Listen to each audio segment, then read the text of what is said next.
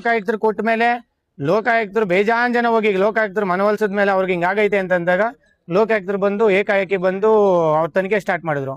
ತನಿಖೆ ಮಾಡಿದ್ಮೇಲೆ ಇಲ್ಲಿ ಗೊತ್ತಾಗ್ತಾ ಇದೆ 10 ದಿನ ತನಿಖೆ ಇವತ್ತಕ್ಕ ಅಲ್ಲ ಸ್ವಾಮಿ. ಒಬ್ಬ ವಯಸ್ಸು ಒಬ್ಬ ಇವ್ರ ಮೇಲೆ ಅಧಿಕಾರಿಗಳ ಮೇಲೆ ಮಾಡಿದ್ರೇನೆ 10 ದಿನ ನಡೆಯಲ್ಲ, 2 ದಿನ 3 ದಿನ ಮುಡಿಸ್ತಾರೆ. 100 ಕೋಟಿ ಚಿನ್ನ ಹಗರಣಗಳು ತೆಗೆದಿಕ್ತಾರೆ.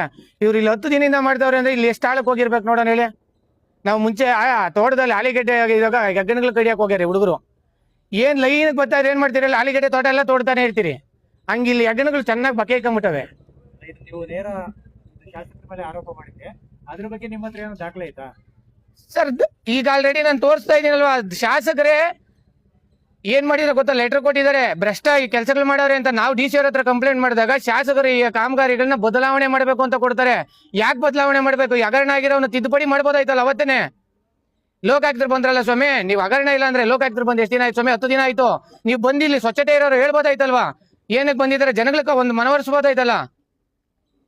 ಜನಗಳಿಗೆ ಮನವೊಲಿಕೆ ಯಾಕೆ ಮಾಡಬಾರ್ದಾಯ್ತು? ಆಯ್ತು, ಇಲ್ಲಿ ಗಂಟೆ ಯಾರಾದ್ರೂ ಒಂದು ಪ್ರೆಸ್ ಮೀಟ್ ಮಾಡಿದಾರ ಸ್ವಾಮಿ? ಪತ್ರಕರ್ತರು ನಿಮ್ಮ ಹತ್ರ ಕೇಳ್ಕೊಂತ ಇದೀನಿ, ಏನಕ್ಕೆ ಬಂದಿದ್ದಾರೆ ಲೋಕಾಯುಕ್ತರು ಅಂತ ಏನೇನು ಹೇಳಿದಾರಾ? ಎಲ್ಲಾ ವಿಚಾರಗಳು ಶಾಸಕರಿಗೆ ಗೊತ್ತಿದ್ದು ಕೂಡ ಈಗ ತಾಲೂಕು ದಣಿಗಳವರು ಅವ್ರಿಗೆ ಗೊತ್ತಿಲ್ದಿರೇನೆ ಆಯ್ತಾ 10 ದಿನದಿಂದ ಲೋಕಾಯುಕ್ತರು ಬಂದವ್ರೆ ಅಂತ ಹೇಳ್ಬೋದಾಯ್ತಲ್ಲ. ನಮ್ಮ ಆಡಳಿತದಲ್ಲಿ ಈ ತರ ಆಗ್ತಾ ಇದೆ ಅಂತಂದ್ರೆ ಅವ್ರಿಗೇನು ಅವ್ರಿಗೆ ಧಕ್ಕೆ ಇಲ್ವಾ? ಧಕ್ಕೆ ಬರೋದಿಲ್ವಾ? ಮಧ್ಯದಲ್ಲಿ ಲೋಕಾಯುಕ್ತರ ಕಾರ್ಯದಲ್ಲಿ ಮಧ್ಯ ಪ್ರವೇಶಿಸೋದು ಯಾಕೆ ಮಾಡಬಾರ್ದು ಸ್ವಾಮಿ? ಈಗ ನಾವು ಲೋಕಾಯುಕ್ತರ ಹತ್ರ ಹೋಗಿ ತನಿಖೆ ಆಗತ್ತ ಹೋಗಿ ಕುತ್ಕೊಂಡು ಮಾತಾಡಿದೆ, ಏನ್ ಸ್ವಾಮಿ ಯಾಕೆ ಬಂದಿದ್ದೀರಾ ನಮ್ಮ ಪಂಚಾಯತಿ ಕೆಟ್ಟ ನೇಮ್ ಬರುತ್ತೆ ಅಂತ. ಒಬ್ಬ ಶಾಸಕರು ಬಂದಾಗ ಯಾಕೆ ಬರಬಾರ್ದು? ಆಚೆಗಡೆ ಪ್ರೆಸ್ ಮೀಟ್ ಮಾಡಿ ಹೇಳಿ, ಅವ್ರ ಮನೇಲಿ ಹೇಳಿ. ಈಗ ಬೇರೆಯವ್ರ ಬಗ್ಗೆ ಮನೇಲಿ ಹೇಳಕ್ಕಾಗುತ್ತೆ? ನಾವು ದಕ್ಷ, ನಾವು ಗುದ್ಲಿ ಪೂಜೆ ಆ ತರ ಮಾಡಲ್ಲ, ನಾವು ಕರೆಕ್ಟ್ ಆಗಿ ಮಾಡ್ತೀರಿ ಅಂತ ಹೇಳ್ತಿರಲ್ವಾ? ನಿಮ್ ಮನೆಯಲ್ಲಿ ಪ್ರೆಸ್ ಮೀಟ್ ಮಾಡ್ರಿ. ಏನ್ ಎಲ್ಲದಕ್ಕೂ ಪಂಚಾಯತಿಯಲ್ಲೇ ಮಾಡ್ತೀರಾ, ತಾಲೂಕು ಆಫೀಸಾಗ ಮಾಡ್ತೀರಾ, ವಿಧಾನಸೌಧದಾಗ ಮಾಡ್ತೀರಾ? ನಿಮ್ ಮನೇಲಿ ಹೇಳ್ರಿ, ನಮ್ಮ ಆಡಳಿತದಲ್ಲಿ ನಾವು 19 ಜನದಲ್ಲಿ ಗೆದ್ದಿದ್ದೀರಿ, ನಮ್ದು ಬಾಡಿ ಇದೆ, ನಮ್ಮ ಬಾಡಿಯವ್ರು ಯಾರು ಕೆಟ್ಟ ಕೆಲಸ ಮಾಡೇ ಇಲ್ಲ, ಏನು ಮಾಡಿಲ್ಲ, ನಾವು ಕರೆಕ್ಟಾಗಿ ಕೆಲಸ ಮಾಡಿದಿರಿ ಅಂತಂದ್ರೆ ಎದೆ ಮುಟ್ಕೊಂಡು ಹೇಳ್ಕೊಳ್ಳಿ. ಅಲ್ಲ ಸ್ವಾಮಿ, 30,000 10,000 ರೂಪಾಯಿ ಟ್ಯಾಕ್ಸ್ ಕಟ್ತೀರಿ, ನೀರಿಲ್ಲ, ಯಾತ್ರದ್ದು ಕೊಡಲ್ಲ. ನೀವ್ ಇಲ್ಲಿ ಇಷ್ಟೊಂದು ಕಬಳಿಕೆ ಮಾಡೋವಾಗ ಏನ್ ಮಾಡ್ತಾ ಇದ್ರಿ? ಕಣ್ಣಿಗೆ ಬಟ್ಟೆ ಕಟ್ಕೊಂಡ್ ಕೂತಿದ್ದೀರಾ?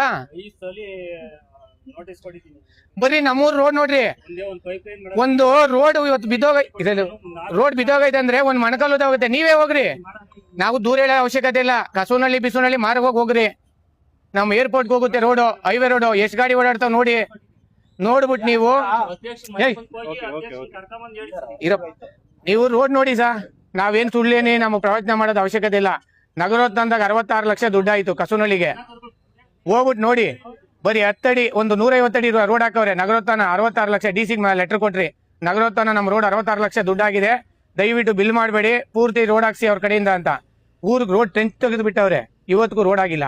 ಇವತ್ತು ಬನ್ನಿ ಎದುರುಗಡೆ ನೋಡಿ, ನಾವು ತಪ್ಪಿದ್ರೆ ನಮ್ಮನ್ನ ಇದು ಮಾಡಿ, ತಪ್ಪಿಲ್ದಿದ್ದ ಡಿ ಸಿ ಅವ್ರನ್ನು ಸಮೇತ ಸಸ್ಪೆಂಡ್ ಮಾಡ್ಬೇಕು. ಯಾಕೆ ಅಂದ್ರೆ ಅವ್ರಿಗೆ ನಾವು ಲೆಟರ್ ಕೊಟ್ಟರು ಬಿಲ್ ಪಾಸ್ ಮಾಡವ್ರೆ ಅಂದ್ರೆ ಅವ್ರು ಇನ್ನೆಷ್ಟು ಮಾತ್ರ ಇರ್ಬೇಕು ಹೇಳಿ? ನಗರೋತ್ಥಾನ ಸರ್ಕಾರದಿಂದ ಬಂದಿರೋ ದುಡ್ಡೇ ಕೆಲಸ ಮಾಡ್ಸಕ್ಕಾಗಲ್ಲ ಅಂದ್ಮೇಲೆ ಇನ್ನೇನ್ ಮಾಡಿಸ್ತೀರಾ ನೀವು? ನೀವು ಡಿ ಸಿ ಸಾಹೇಬ್ರಿಗೆ ಅಷ್ಟೆಲ್ಲ ನಾವು ಮನವೊಲಿಸಿದ್ರು ಮಾಡಿಲ್ಲ ಅಂದ್ರೆ ಇನ್ಯಾರು ಮಾಡ್ತೀರಾ ಸ್ವಾಮಿ? ನಿಮ್ಗೆಲ್ಲ ಶೇರ್ ಐತಿ ಇದ್ರಲ್ಲಿ, ಅದಕ್ಕೆ ಅವ್ರು ಯಾರು ಬರ್ತಾ ಇಲ್ಲ. ಎಲ್ಲರೂ ನೇರ ಹೊಣೆಗಾರರು, ಅಧಿಕಾರಿಗಳು, ಶಾಸಕರು ನೇರ ಹೊಣೆಗಾರರು. ಬೇಕಾದ್ರೆ ತನಿಖೆ ಮಾಡ್ಲಿ, ಮಾಡದೇ ಇದ್ರೆ ಮುಂದಿನ ದಿನಗಳು ನಾವು ವಿಧಾನಸೌಧ ಗಂಟ ಮುತ್ತಿಗೆ ಹಾಕೋದಂತೂ ಸಾರ್ವಜನಿಕರ ಸತ್ಯ.